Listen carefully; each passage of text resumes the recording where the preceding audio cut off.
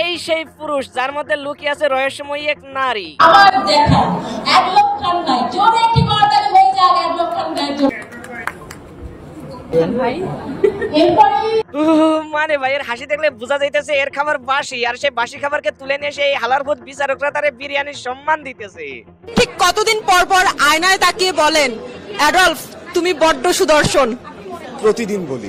এ নাকি বড্ড সুদর্শন। এই যে ছোট্ট মামুনি, তুমি বলো তো এ কি সত্যি সুদর্শন?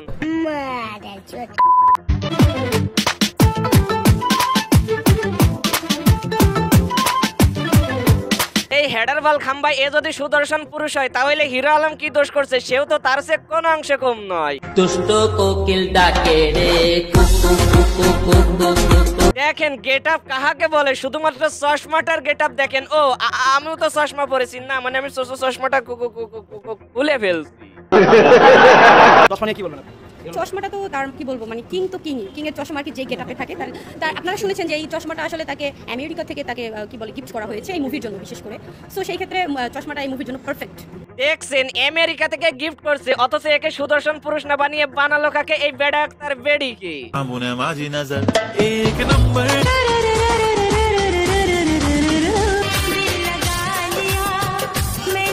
হিরো আলম ভাই, যারা এই বেডা আক্তার বেডিকে সুদর্শন পুরুষ বানিয়ে দিয়েছে তাদের এই বিচার ব্যবস্থাকে আপনি কি বলবেন?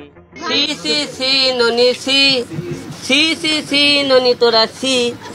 আলম ভাই আপনি কষ্ট নিয়েন না, আপনার এই কষ্টকে ফাস্ট করে শাহবাগে গিয়ে আন্দোলন করেন, দেখবেন এই হালির পুত টিকতেই পারবে না।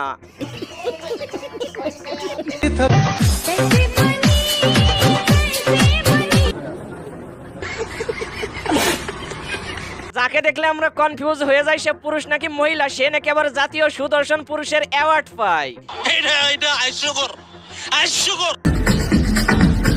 বাট আমার কাছে কথা হইলো পুরুষ বা মহিলা হতে হলে হয় টুনটুনি নয় ঝুনঝুনি থাকা লাগে। একটাও কি এর কাছে আছে? এটা আগে তদন্ত করা হোক।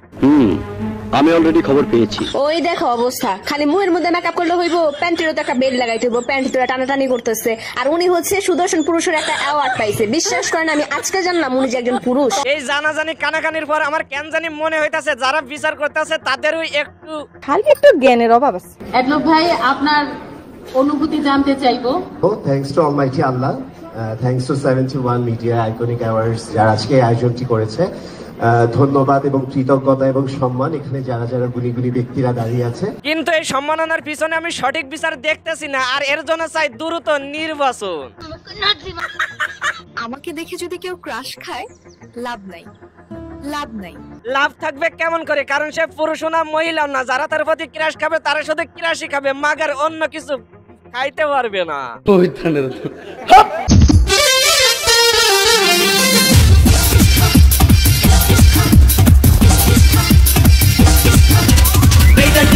দেখেন ব্রাদার, এই দেশটা এমনিতে শেষ। এই দেশে যা দেখবেন সবই দেবেন হাতে তালি আর বলবেন বেশ বেশ, বাট কেউ এটা প্রতিবাদও করে না। আর এদের জন্য টুটমারানি আর বিচার ব্যবস্থার জন্য আজ বাংলাদেশটা পুরাই হচ্ছে শেষ। So all friend, all the best. দেখা হবে পরবর্তী কোনো ভিডিওতে। আল্লাহ হাফিজ।